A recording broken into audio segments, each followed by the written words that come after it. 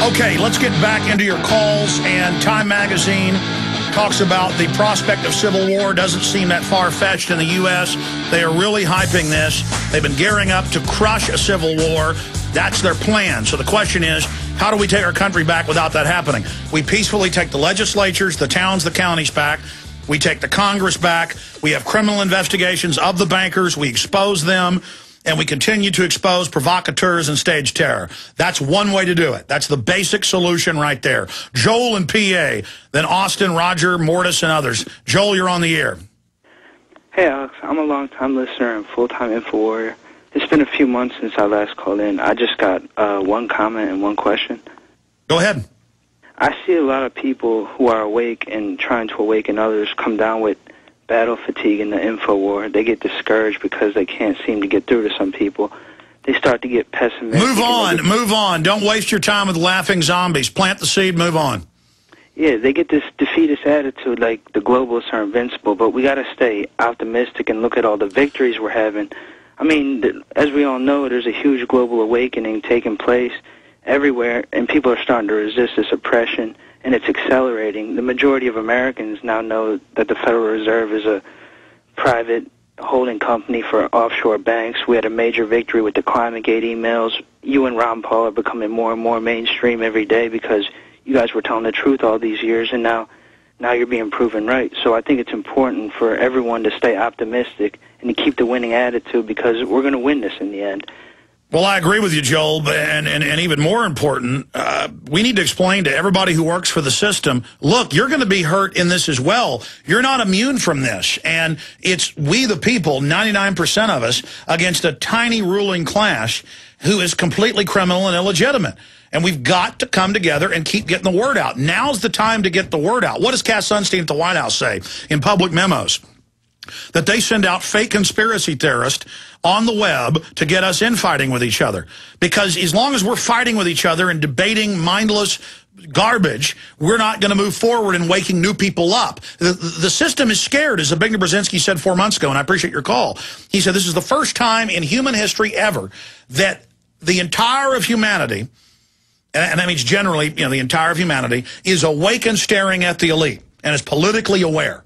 Okay, people know it's the private banks that run the planet. Not puppet Obama, not puppet Bush, and that ain't going to work anymore. They know Nicolas Sarkozy's a pimp. They know that all these leaders are just front men. They're pimps. Okay? And they're pimping us out. And people know that now. And that's a big problem for the globalists. We see them now.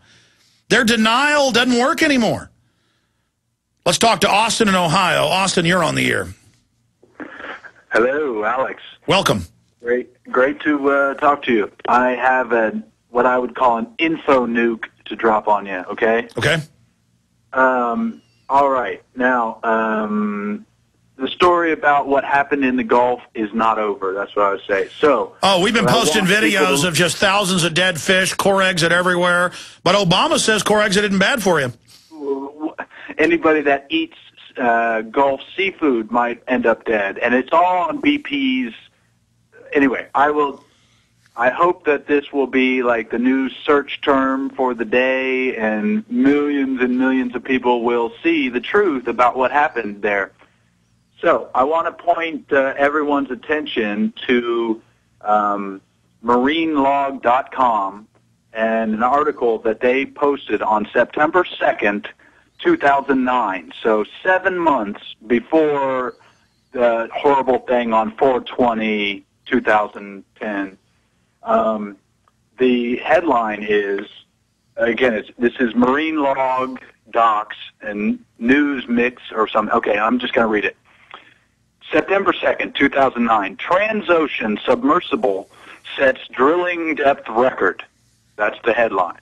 Then underneath it, it says, Transocean Limited today announced that its ultra-deep water submersible rig, Deepwater Horizon, we've all heard of that, recently drilled the deepest oil and gas well ever while working for BP and its co-owners on the Tiber well in the U.S. Gulf of Mexico. This is the one that we all have heard about, that we saw gushing and gushing and gushing. Okay.